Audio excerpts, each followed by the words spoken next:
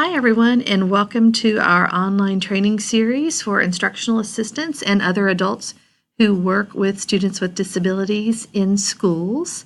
I am Laura Clark with NKCES, and today we're going to be focusing on some de-escalation strategies, all verbal strategies, that we can use to support students who present with challenging behaviors. If you're completing this as part of our training series, then you'll want to refer to the notes pages and other resources that were on your original emailed information page, and make sure you follow the directions to complete the quiz at the end. If you've got any questions, don't hesitate to reach out to us as we go through. The slides are available on the original handout sheet. So you can access those a variety of different ways if you'll go back to that original email.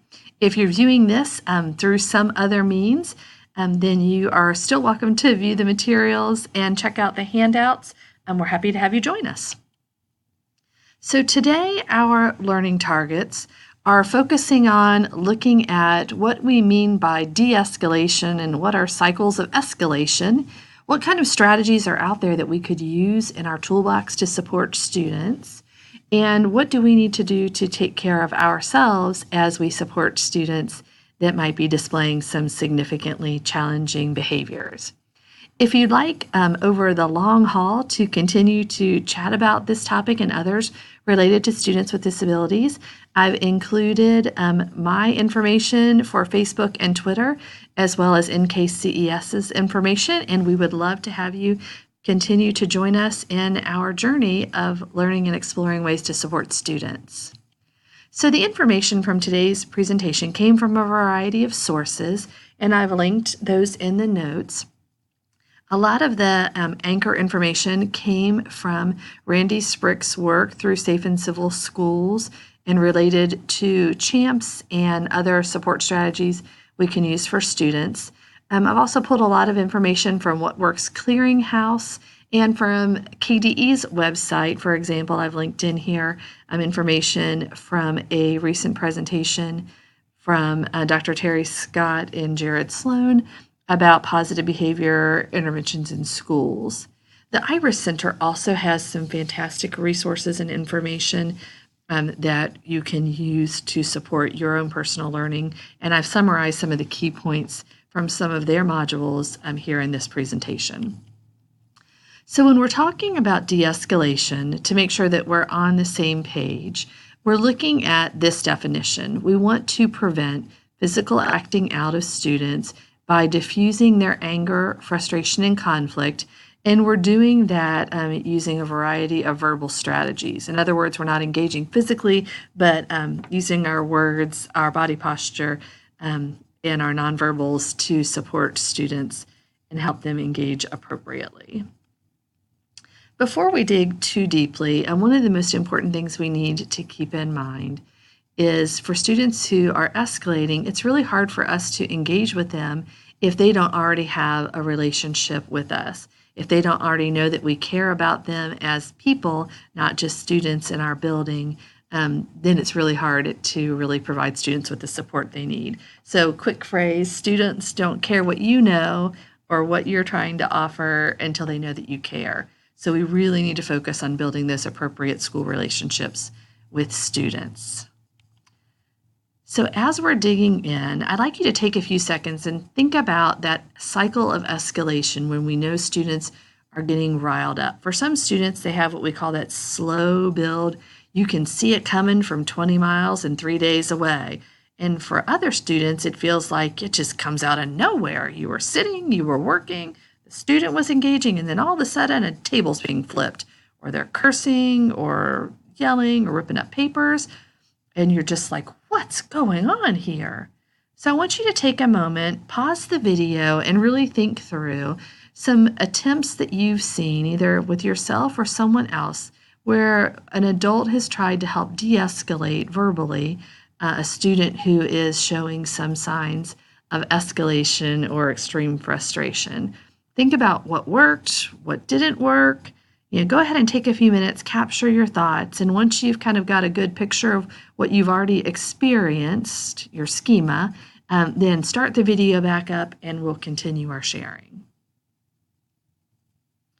All right, so now you've had a few minutes to think about that escalation cycle in your own personal experience with students who are displaying some significant behaviors.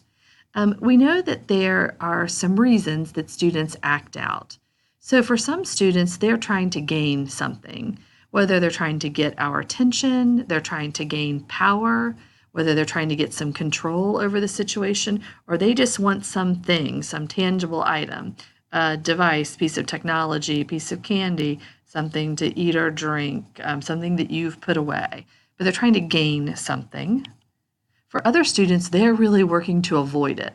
Whether they're avoiding a task demand, they're trying to avoid a person or possibly a setting where they don't feel comfortable, they're avoiding something. And for other students, we know that they just don't yet have the age-appropriate communication system, or perhaps they don't have verbal skills or a communication system yet where they're able to express their wants and their needs. And so those behaviors, that escalation is coming out of frustration about not being able to communicate. All right, so those are a lot of the reasons that behaviors happen. And we know that those reasons are really important because before we can change a behavior or before we can de-escalate a student, we really need to know why that behavior is happening.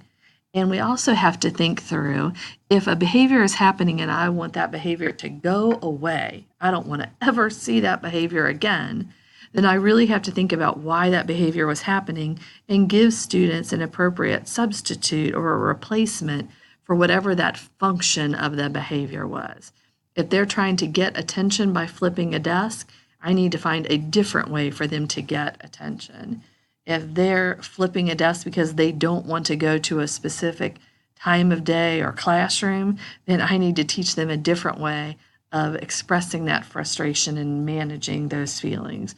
Or if a student doesn't have a communication system yet, then I need to support and provide a way, whether that's with some pictures or an augmentative communication device so that they can request what they need.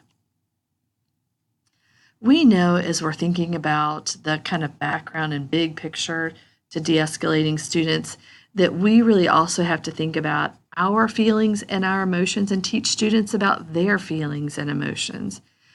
We know that students sometimes don't understand that their feelings, their emotions can change from situation to situation, and it's not the feelings or the emotions that are getting them into trouble, but it's the actions, it's what they're doing about those feelings and emotions that get them into trouble. So for us as adults, we need to remember it's okay to be frustrated or mad or sad or even angry about what's happening in front of us with the student right now, but it's how we respond to it. We have to respond as trained, compassionate, professional adults, and it's not always okay to show those emotions, right? We need to keep that under wraps, so to speak.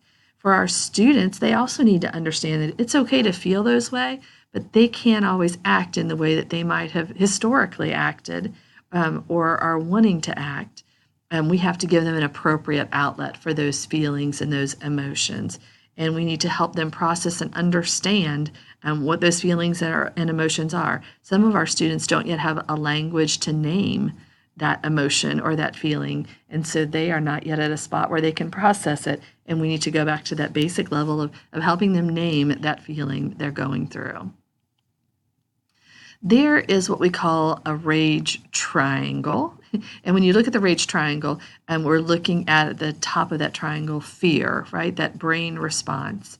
And we need to help our students understand, and we need to remember that all these feelings, fear, rage, anger, and violence are some body chemical responses. If we're feeling extreme anger or extreme fear, our body and brains are releasing chemicals like adrenaline and cortisol that really affect how we are physically feeling and responding.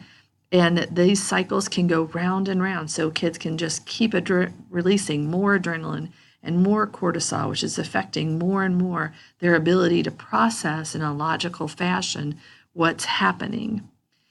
We know that we have a large percentage of children in America today, in Kentucky today, in northern Kentucky, that live below the poverty level.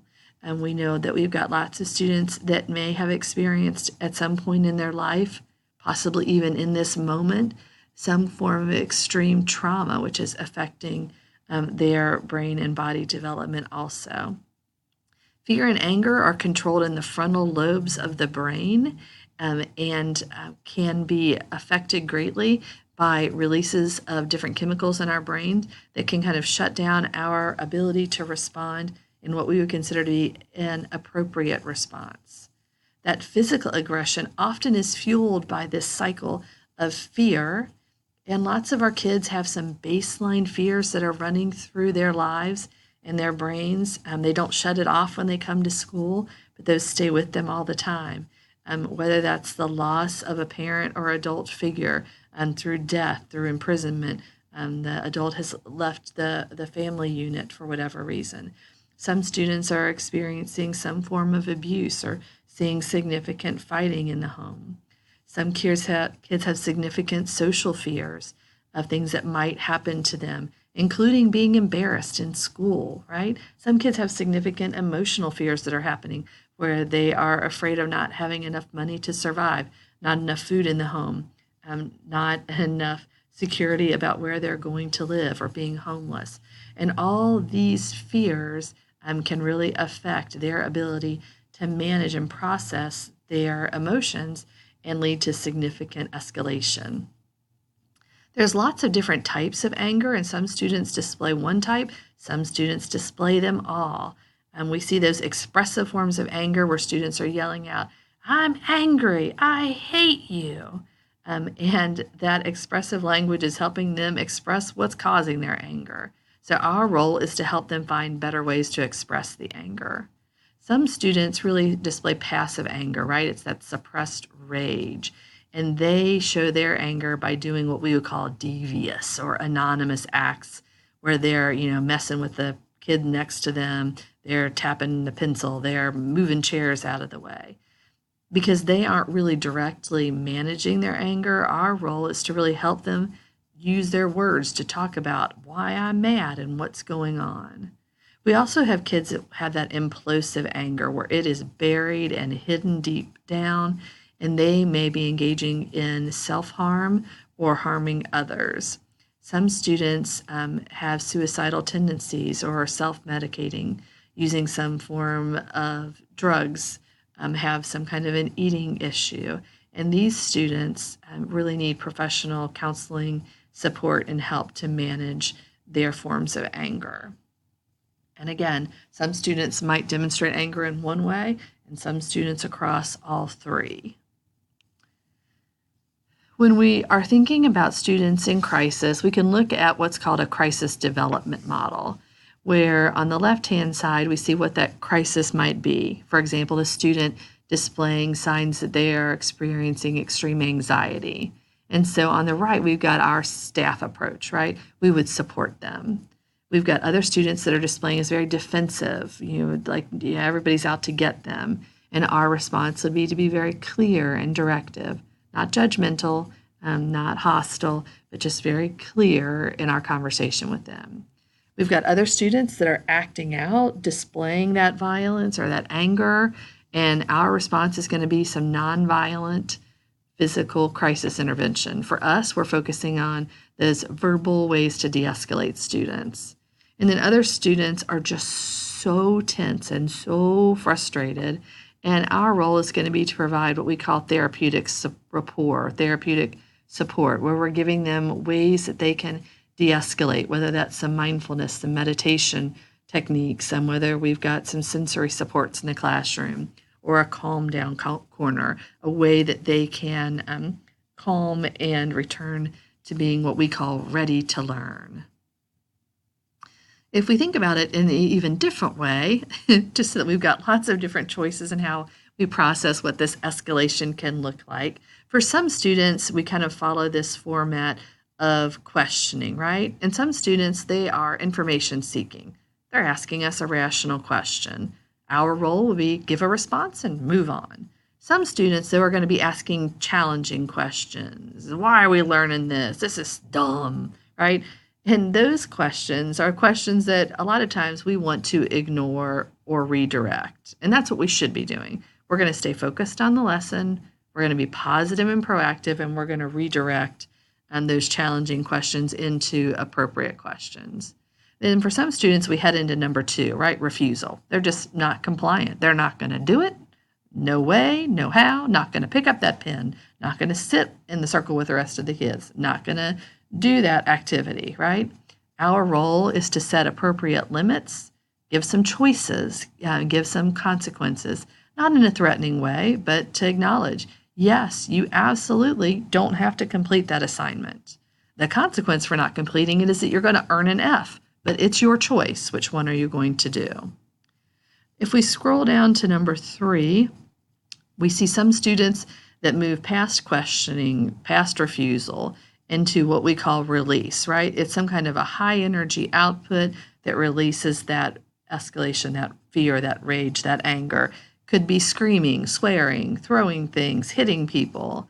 Our role then is to, as long as it's not violent, if it's just screaming and swearing, right, we're going to allow them to vent in an appropriate way as possible, right? We want to, as much as possible, pull that student aside or move other students away. And we want to be listening for what we consider to be the real message, what's really going on in that moment that we can support. Thinking back to those reasons, are students trying to gain something, avoid something, or communicate something?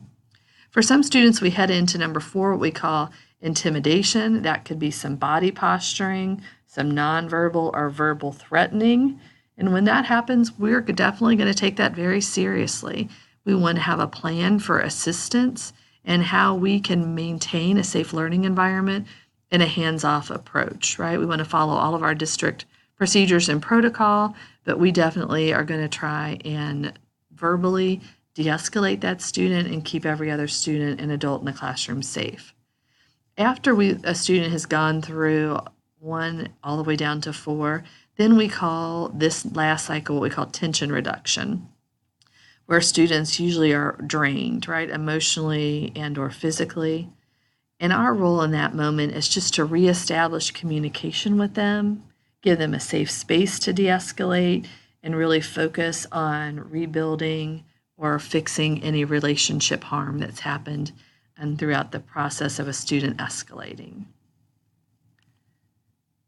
When we see that escalation, this is a little different way to think about that and different words to use depending on the district where you teach. You might have heard the terms on the prior slide, or you might hear these terms where we see students are displaying some agitation after they've been really calm, right? There's been some trigger, I might know it or not know it, and now I'm seeing agitation. And then they're accelerating into some kind of anger. Then that behavior might peak, whether that's throwing things, hitting things, something's going on. Then we get that de-escalation and recovery. Sometimes we de-escalate students too quickly and reinsert them into the learning, and they never really get back to full calm. So they hit that agitation, acceleration, and peak all over again and might tend to spiral. These 2 visuals are real important for us to keep in mind as we're in the moment with students who are demonstrating some significant behaviors, so we can kind of place, okay, where are we in this cycle, and what do I need to be doing in this moment to help this student move back to calm? We ideally don't want students to have to go all the way through that behavior cycle, but to return back to calm as quickly as possible. It's so important to remember in the moments of big behaviors or behaviors that are beginning, that behind whatever this behavior is that we're seeing, whether it's raging at us and screaming or avoiding work or threatening and challenging authority, that behind that is a significant other issue, right? That we might not ever get to the root of, but we need to know it's there. And it definitely follows this behavior iceberg analogy of lots of things are happening underneath that I might not know about, but I definitely should be aware of and be trying to support the student. And it's showing in this iceberg, this big behavior. If you'd like to access this graphic, it's a free graphic that's available on Teachers Pay Teachers, and I've hyperlinked that into this presentation. So, what does it look like when anger explodes, right? If you see any of the behaviors in green, where a student won't confront a problem or feels wronged or displaying behaviors that look agitated and nervous, if they're displaying some kind of demanding, unrealistic attitude, or they're just sullen, they're sulking in the corner, they're unable to focus on what's going on, the bottom half of the slide has some things we can do.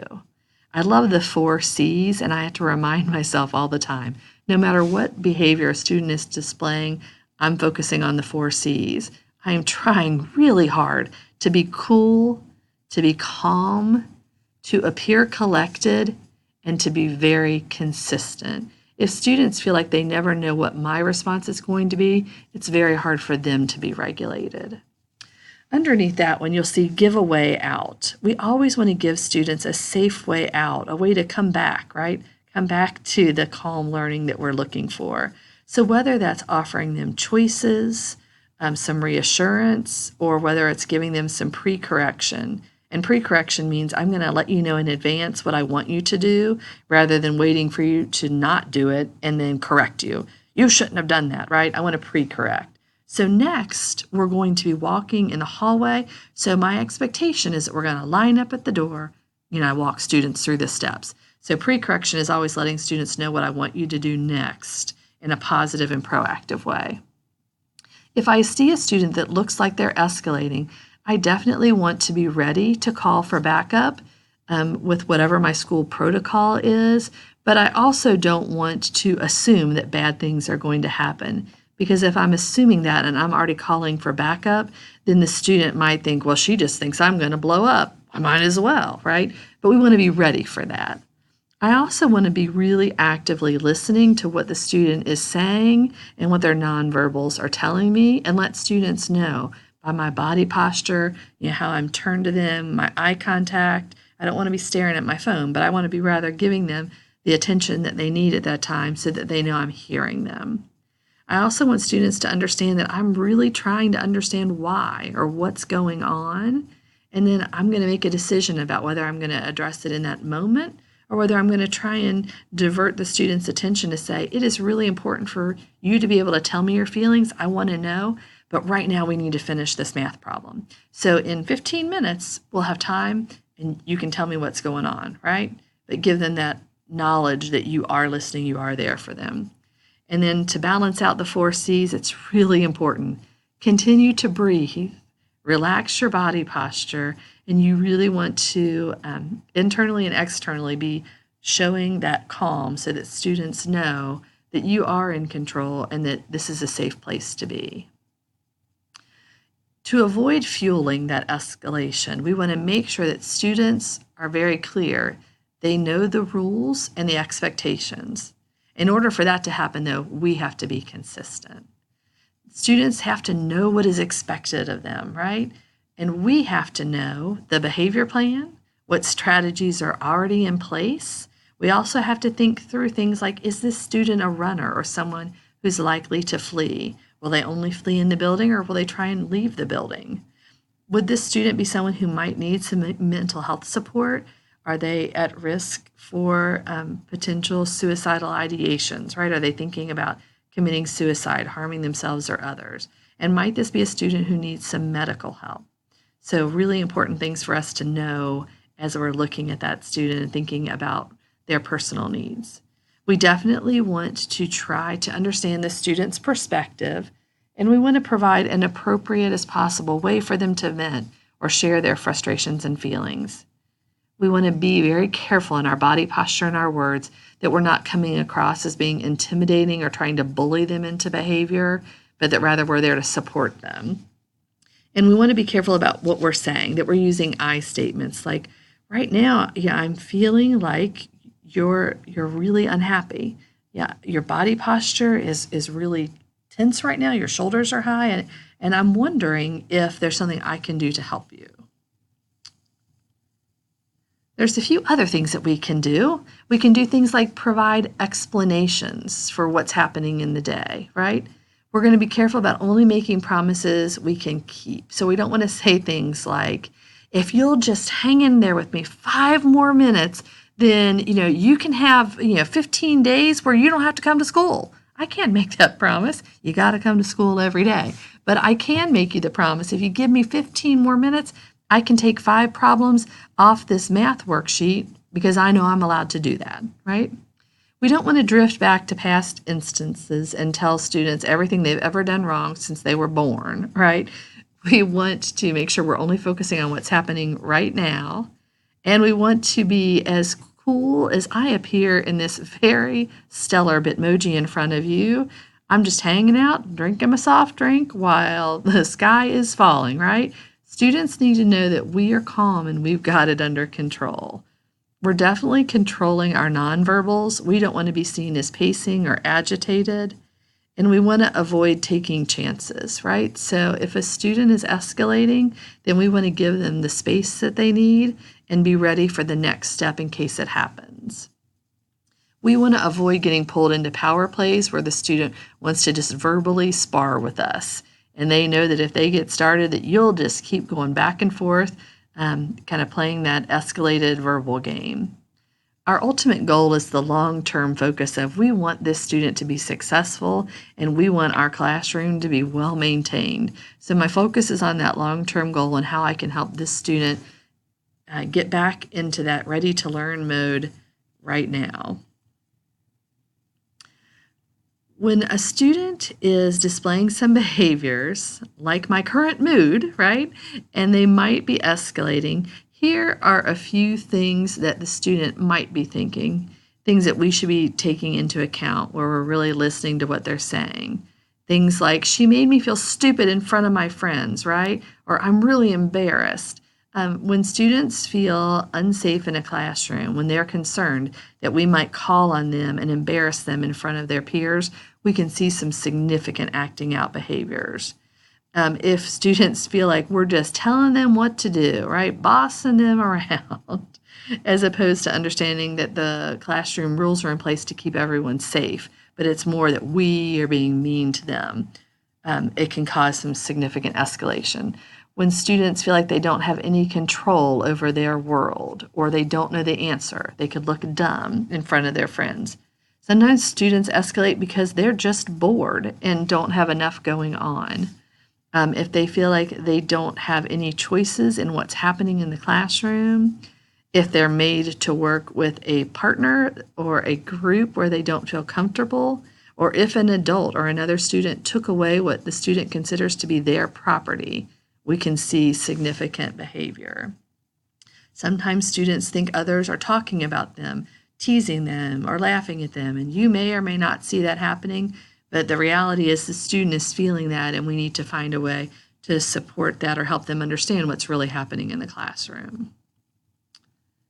So, if we see or hear any of these things, what should we be doing to de-escalate?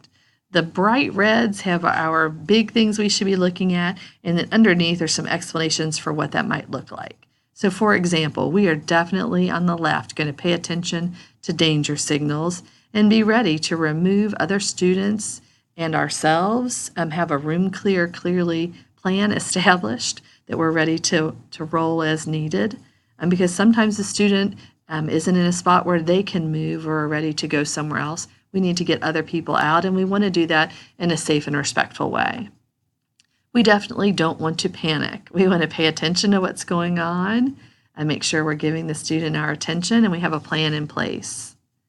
The bottom one on the left is one of my favorites. Use your silence for good.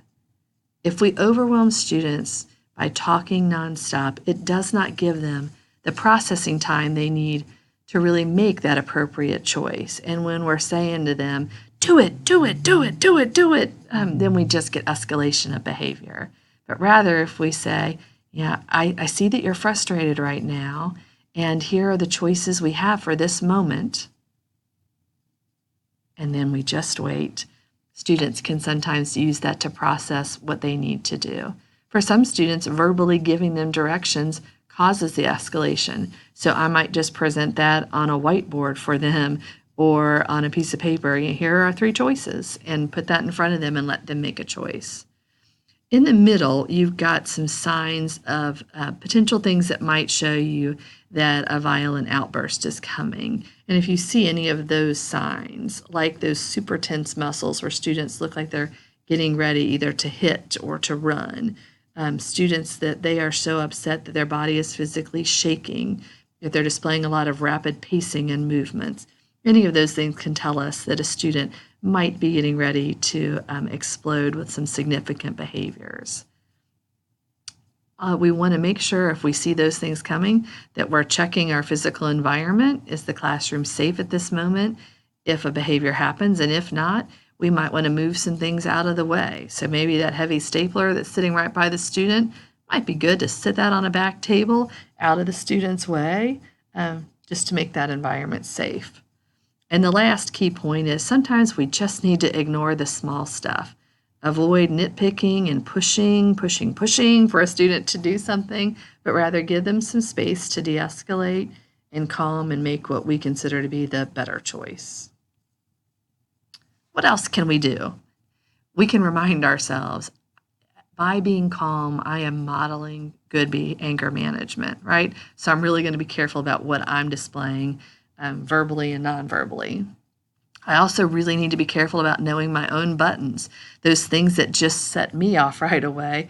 Sometimes students pick up on that, or they're displaying those behavior, and that's making me act faster than I normally would. We also want to separate the anger from the cause. We want to know why it's happening. We also want to separate the anger from the student, right? Acknowledging that we really value the student as a person. Right now, it's a tough moment. In the center, we want to make sure we're sticking to the plan. If this student has a behavior plan, we need to be following it and making sure that we're collecting any data that we're supposed to collect that's needed to really analyze that situation later. We always want to make sure we're following the district policy and procedure, especially as regards to restraint and seclusion. In this training, we're just talking about verbal things that we can do, our verbal language, our nonverbal body posture, but we are not in any way physically engaging unless you have training through your district and you're following your district policies and procedures. You need to be aware that the Kentucky Department of Education has very specific regulations related to restraint and seclusion, and we are required to follow all of those regulations. We want to make sure that we are using what we would call our grown-up words. We need to be talking to our students professionally as a caring adult and not really reducing our language into some really inappropriate grumpiness with our students. After that behavior is happening, we know we need to debrief with those who need to know. For example, the administration, the special education teacher that's working with the student, maybe a resource officer if that's someone who's in your building and would need to know. But we're going to be very careful to maintain confidentiality and only tell those people who actually need to know what's going on. When we see physical aggression of any kind, we know that we always have to follow district procedures and state rules and regulations. In your district, if you're required to have some form of safe crisis management, you want to make sure that you've been appropriately trained, that you've got your certification on file, and that you keep in mind that physical restraint, if you are properly trained, is always only a last resort. When a student is physically harming themselves or others, it's not for possible harm. I think this student might do something, so we're going to restrain him. That's never appropriate. That's never okay in anyone's books. It's only when harm is happening and we need to maintain a safe environment. But again, we're going to make sure that we're trained in following district procedures. After a behavior happens, a few things to keep in mind for yourself and for your students. Quiet can be your friend. Students need time to decompress, to reflect, and our ultimate goal that I keep asking myself when a student has had a moment is, are you ready to learn yet, right? How can I help you be ready to learn? For some students, they need a drink of water, they need a walk, they need a few minutes to decompress. If we rush students too quickly, it can lead to another behavior outburst. So we just want to be very careful to really think through what's appropriate for this student in terms of that decompression and reflection cycle. There are a lot of great resources. Here we've got 60 de-escalation tech strategies. That's a free resource available through Teachers Pay Teachers. I've linked it in this presentation that has lots of great ideas for things you can do to help a student de-escalate in that moment. Some of my favorites are things like number 16. Sometimes we can make a joke and that will redirect a student and get them kind of back in a happy, steady state. Number 40 is crucial. Don't say to a student, calm down. You just need to calm down, right? If a student could do that, they probably would have thought of that already. But we definitely want to do things like number 51. Tell a student, yeah, I'm here for you. I want to help, right? So great ideas there. All right, take a second and just really think through this. My job when faced with a defiant or a non-compliant student is to remain outwardly calm. Adults who react to defiant behavior by becoming visibly angry, raising their voices, or attempting to intimidate the student often succeed only in making the student's behavior worse. Do you agree or disagree with that statement? And if you disagree, then what about this statement says to you, I don't think I agree with that? If you agree, then how can you follow this statement to really support your students? In a training I was at recently, the speaker said, a conflict requires at least two people, and a power struggle can be avoided if one person chooses not to take part in the struggle. And many times, reflecting on things that have happened in my past teaching, I was like, yep, I probably escalated that just by giving it more attention than it needed. Maybe I could have smiled politely and walked away, and the student would have been able to take a moment and reflect.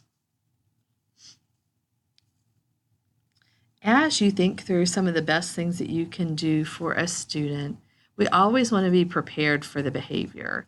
And some of these tips are keys to keep in my toolbox. Those 4 C's, I'm calm, cool, collected, and consistent. I know who my backup is if something happens. I'm always ready to look for the cause of the behavior, and I'm looking for a way to give the student that way out, whether I'm giving them choices or other options. There are a lot of things that we can do to help a student diffuse a situation. And we've got 3 quick tips and then a thought about discipline and punishment. The first thing we can do is just disengage, right? And sometimes the best thing we can do is respond briefly to what a student is saying.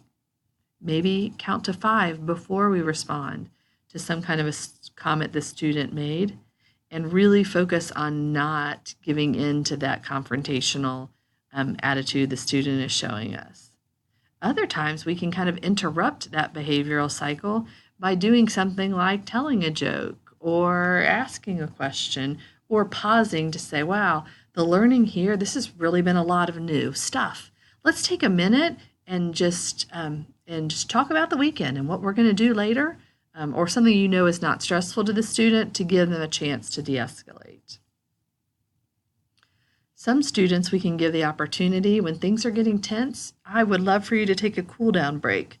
Sometimes that's leaving the classroom. Other times for kids, it's just knowing that if they put a red pencil out on their desk, that's their agreement with you that you're not going to call on them for the next 5 minutes, that they are kind of in a safe zone, and that it's okay if they doodle in their notebook for those 5 minutes to just refresh, right? I would rather them take that 5 minutes sitting in their desk than I would for them to take 25 minutes leaving the classroom. So those interrupting moments. I also can use any of the tips we've already looked at to really help de-escalate the student and give them some opportunities to calm down. We've already looked at a bunch of de-escalating techniques and tips that we can use. Here are a few more that you might want to add to your toolbox. The top one is one of my favorites. When making a request, as a student is escalating, I'm going to replace my negative words with positive ones. So instead of saying, don't do that, stop throwing that, put that down, I'm going to ask them to do what I want them to do. It would really be helpful if you could return to your seat and open up your book. Thanks, and I walk away.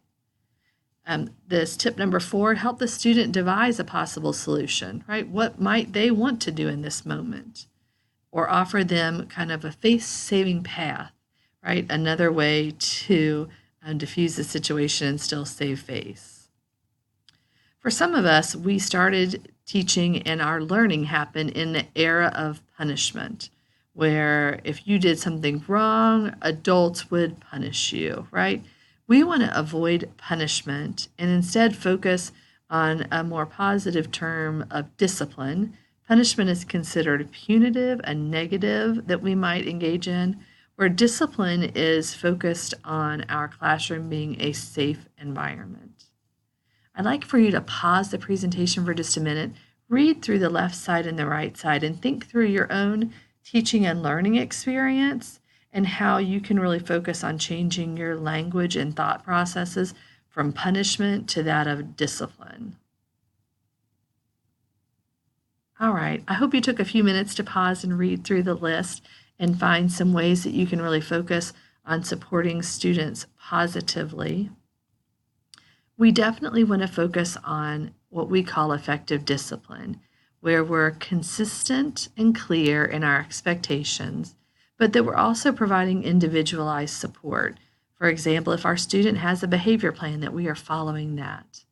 We want to make sure that what we're doing seems logical to students, that X doesn't follow B, and students are like, what happened here? What I did now doesn't quite seem the same as what you're doing yesterday. I don't see the match. There's no logic here.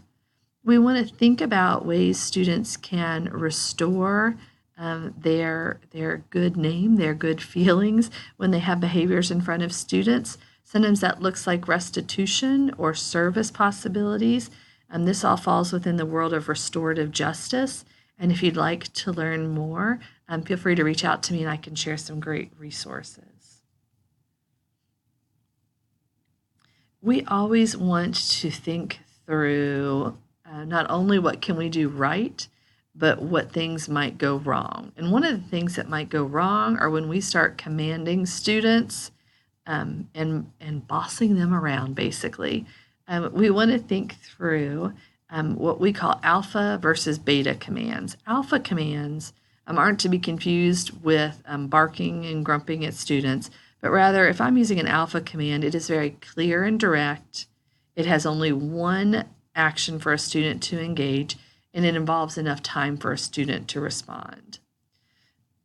Otherwise, a beta command is really vague and nonspecific. I want you to do your work. Well, what does that mean, right? An alpha command is, I would like you to get out your paper and put your name at the top.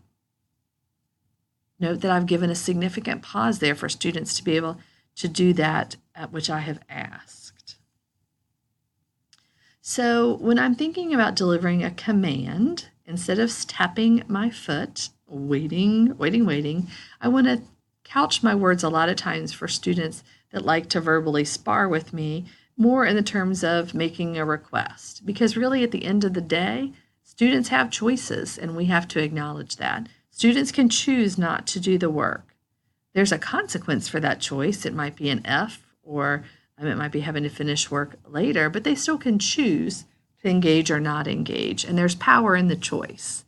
We also want to make sure we're giving appropriate wait time based on the student's ability to process language. And for some of our students, they don't process verbal language well. They really need picture supports and written directions.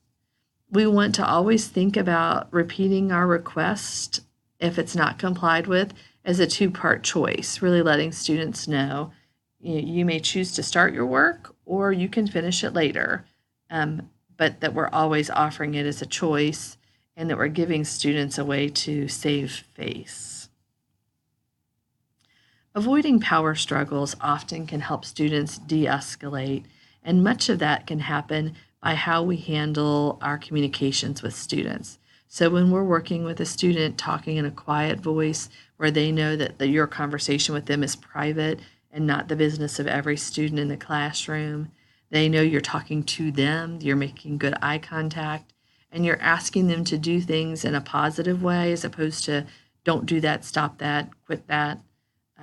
and that we're using those alpha commands that are clearly stated, and we can avoid a lot of our power struggles. We also should keep in mind that much of our communication isn't just the words we say, but students are really watching how we're saying it, our tone of voice, how sarcastic are we, how kind are we, and what our body language is saying. If our body language is saying, I'm looking over your shoulder because other people are more important than you, then students don't feel respected. There is some great things we can do in our listening that makes a difference for students. And we want to make sure that when we are listening to what they're saying, that students don't already feel judged before they've started talking, but rather feel like you are listening and you're repeating back what they are saying, that you're really showing those signs of being an empathetic listener.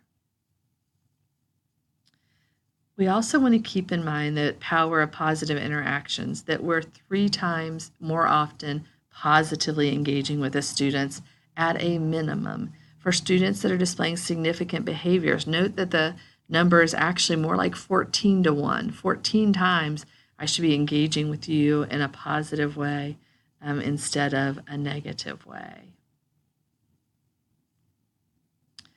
We've got some great phrases that we can use, saying things like, you seem really concerned, or I can see that you're very upset. Do you need a few minutes to calm down? Can really de-escalate stress, as opposed to, calm down, you don't have a choice, I don't believe you, right? But use those positive calming phrases. When a student escalates, I've got a quick slide here that you could pull out to kind of save.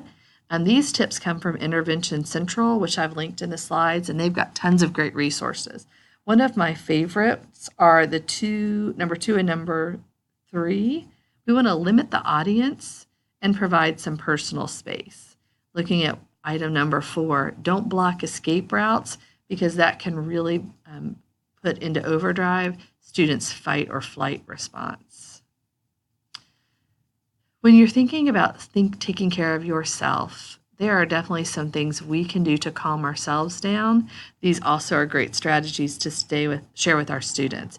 I've linked this Google Doc into this slide, and definitely this tool can be used both to teach and as a tool to calm myself when things get stressful.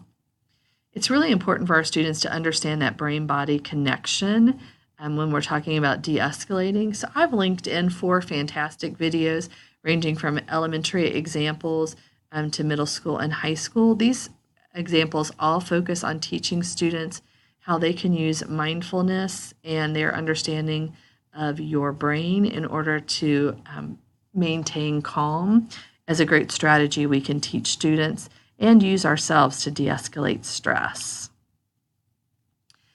When we're working on how we can help students be successful in the long haul, we know that pre-correction, in other words, teaching the behaviors we want or reminding students of the behavior before it happens, can make a significant difference.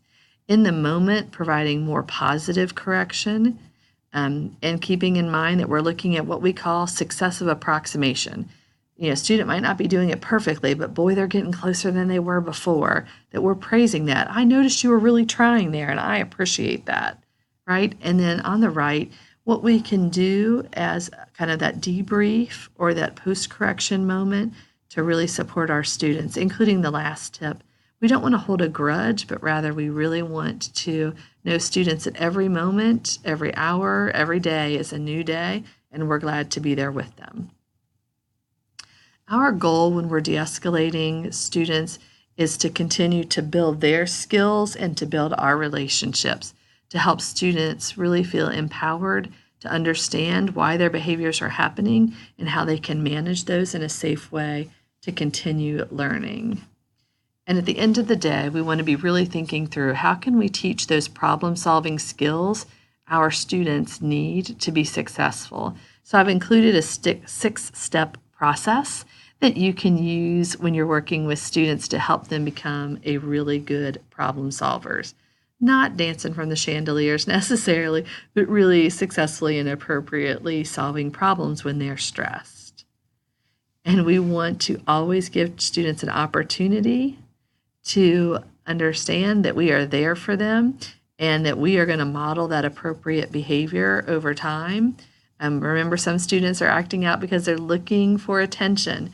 So we don't want to consistently reinforce that bad behavior by giving it more attention than we give when students are displaying those positive behaviors. All right, everybody, thanks so much for learning with me. I hope this training has helped give you some new ideas and things to put in your toolbox. Our goal at the end is to de-escalate. So if you'll take a few minutes here at the end and capture some of your favorite tips and tricks, and as you complete the quiz that we have for this module, if you have any questions, don't hesitate to reach out and let me know. My email is right here, and I am always happy to help. Happy learning!